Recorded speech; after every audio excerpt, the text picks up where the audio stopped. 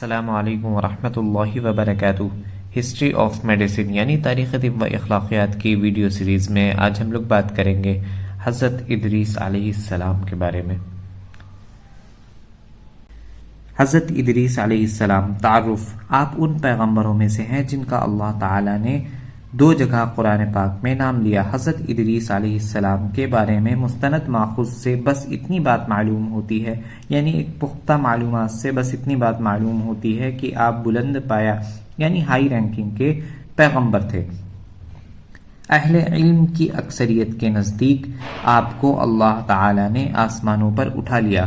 وَرَفَعْنَا مَكَانَ عَلِيَّ کے ظاہری الفاظ سے بھی اسی کی تائید ملتی ہے، جبکہ کچھ مفسرین یعنی کچھ جو بتانے والے ہیں ان کا کہنا ہے کہ بلند مقام تک پہنچنے کا مطلب ان کے کارناموں کی وجہ سے دنیا میں ان کی شہرت اور عزت کا بلند مقام ملنا، کیونکہ آپ کی طرف کئی علوم و فنون مثلا علم طب، علم رمل، علم جفر، حساب، کتابت، درزی کا کام، شہروں اور بستیاں بسانا، ہتھیار بنانا وغیرہ منسوب ہے۔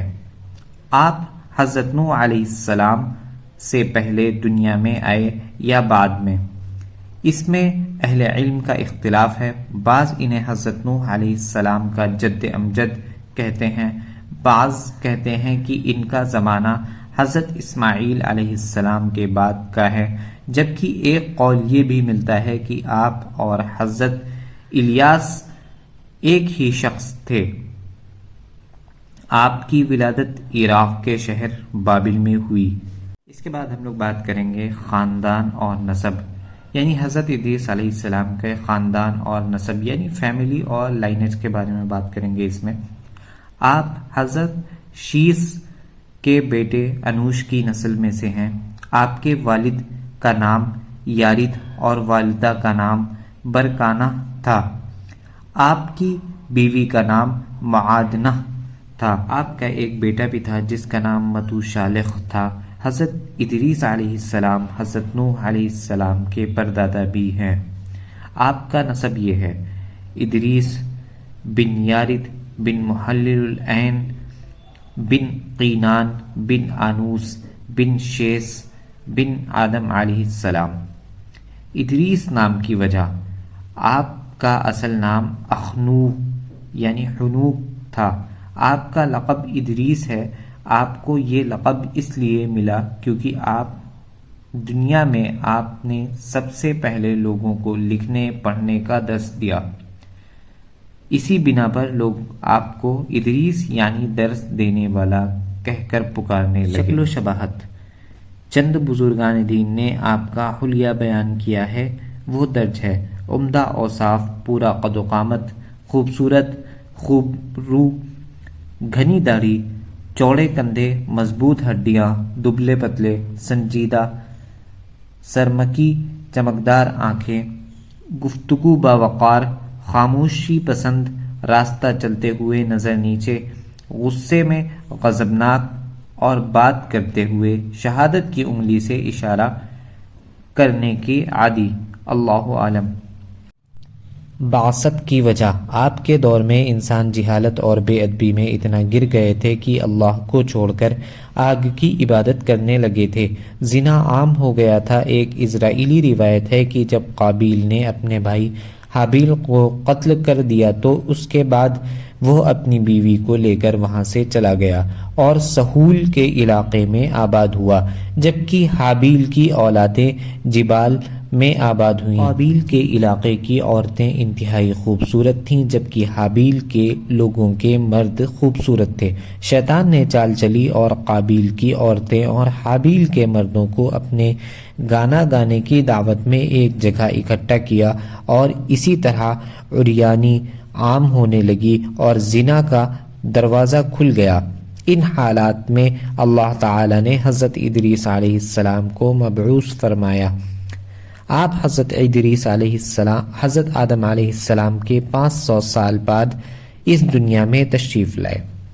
جہاد کا حکم حضرت ادریس علیہ السلام نے جب دیکھا کہ مشرکین ایمان والوں پر ظلم و زیادتی کر رہے ہیں اور منع کرنے کے باوجود یہ لوگ شرک و معاصی سے باز نہیں آ رہے ہیں، تو انہوں نے اپنے پیروکاروں کو جہاد کا حکم دیا۔ حضرت ادریس علیہ السلام وہ پہلے رسول ہیں جنہوں نے اللہ کے حکم سے سب سے پہلے قابیل کے خلاف جہاد کیا اور غنیمتیں حاصل کی، مگر یہ ان کے لیے حلال نہیں تھی۔ رسول اللہ صلی اللہ علیہ وسلم پہلے رسول ہیں جن کے لیے غنیمتیں حلال کی گئیں، لیکن یہ بات یقینی ہے کہ جہاد سب سے پہلے حضرت ادریس علیہ السلام نے کیا۔ ایک روایت میں مزید تفصیلات ملتی ہیں کہ آپ نے دنیا میں آ کر لوگوں کو ہدایت کا راستہ دکھایا، ادب و علم سکھایا، لیکن آپ کی قوم نے آپ کی ایک نہ سنی اور صرف کچھ ہی لوگ آپ پر ایمان لائے۔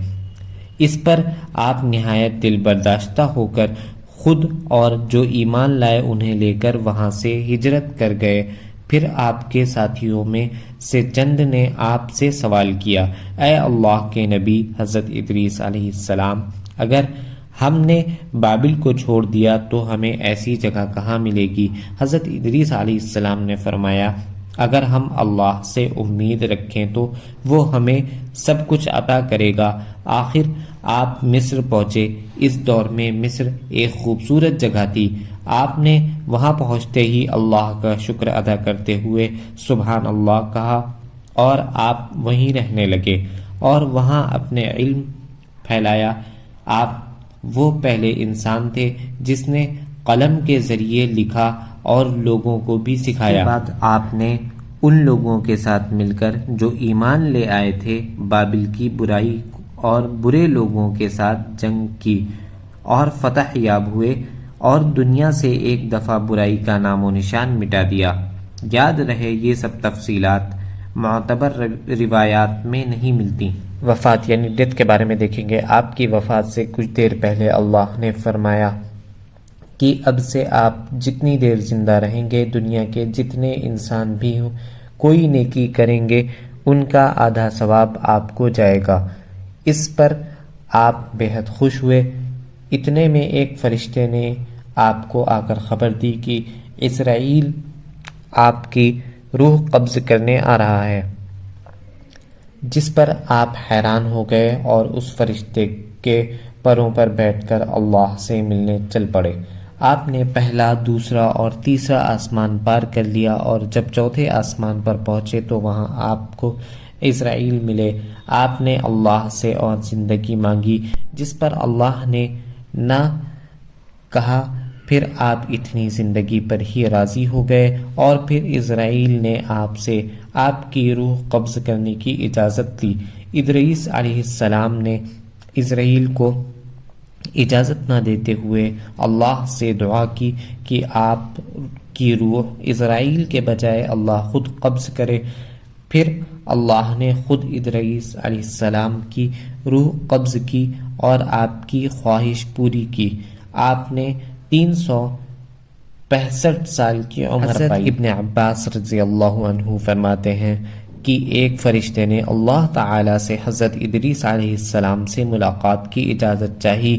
اجازت مل گئی تو وہ حضرت ادریس علیہ السلام کے پاس آیا اور ادریس علیہ السلام نے اس سے دریافت کیا، ملک الموت سے آپ کی کچھ دوستی ہے؟ فرشتے نے جواب دیا، ہاں، وہ فرشتوں میں میرے بھائی کی طرح ہے۔ ادریس علیہ السلام نے کہا، ملک الموت سے مجھ کو نفع پہنچا دیں اور میری موت میں تاخیر کریں۔ فرشتے نے کہا، آپ میرے پروں کے درمیان سوار ہو جائیں۔ فرشتہ انہیں چوتھے آسمان پر لے گیا۔ وہاں ملک الموت سے ملاقات ہوئی جو زمین پر اتر رہا تھا۔ دوست فرشتے نے موت کے فرشتے سے ادریس علیہ السلام کے بارے میں گفتگو کی۔ موت کے فرشتے نے دریافت کیا، ادریس علیہ السلام کہاں ہیں؟ فرشتے نے کہا، میری پشت پر۔ ملک الموت نے کہا، واہ، تعجب ہے، اللہ کی طرف سے یہ حکم ملا ہے کہ چوتھے آسمان پر ادریس علیہ السلام کی روح قبض کرو، اس لیے میں سخت حیران تھا کہ یہ کیسے ممکن ہے کہ ادریس علیہ السلام تو زمین پر ہیں۔ پھر ملک الموت نے کہا، وہیں ان کی روح قبض کر لی۔ اس طرح حضرت ادریس علیہ السلام کی روح چوتھے آسمان پر قبض کی گئی، انہیں بھی حضرت عیسیٰ علیہ السلام کی طرح آسمان پر اٹھایا گیا۔ فرق صرف یہ ہے کہ حضرت عیسیٰ کی روح قبض نہیں کی گئی، وہ قیامت سے پہلے دنیا میں واپس آئیں گے اور فتنوں کا خاتمہ کریں گے۔ حضرت ادریس علیہ السلام کی اولیت، جو کام دنیا میں کسی نے سب سے پہلے شروع کیے وہ اس کی اولیت ہے۔ حضرت ادریس علیہ السلام کی اولیت میں سے کچھ یہ ہیں۔ نمبر 1، علم نجوم یعنی ستاروں کا علم اللہ نے آپ کو عطا فرمایا۔ نمبر 2، علم حساب، اللہ نے آپ کو علم حساب کا ماہر بنا دیا۔ نمبر 3، علم رمل، ریت پر لکیر کھینچ کر مستقبل کے حالات و واقعات معلوم کرنا، یہ علم بھی آپ کو دیا گیا۔ سب سے پہلے اسلحہ آپ نے بنوایا، سب سے پہلے کپڑا سیاہ اور باقاعدہ لباس ایجاد کیا، سب سے پہلے قلم سے آپ نے لکھا اور لکھنا سکھایا۔ نمبر 7، سب سے پہلے آپ نے جہاد کیا۔ نمبر 8، شہروں اور بستیاں بسانے کا طریقہ بتایا۔ کہا جاتا ہے کہ آپ 72 زبانیں جانتے تھے، لیکن اس بات پر یقین کرنا اس لیے مشکل ہے کہ اس وقت دنیا میں اتنی زبانیں نہیں ہوئی ہوں گی، کیونکہ ابھی دنیا کی شروعات کو زیادہ عرصہ نہیں گزرا تھا۔ ممکن ہے یہ بات کسی اور پیغمبر کے حوالے سے ہو جو کسی نے یہاں ذکر کر دی ہو، یا پھر یہ حضرت ادریس علیہ السلام کا زمانہ کافی بعد میں تسلیم کیا جائے۔ طب، علم حیت اور علم نقاشی یعنی میڈیسن اور آرٹ وغیرہ کا فاؤنڈر یعنی بانی انہی کو سمجھا جاتا ہے، حضرت ادریس علیہ السلام کو۔ شکریہ۔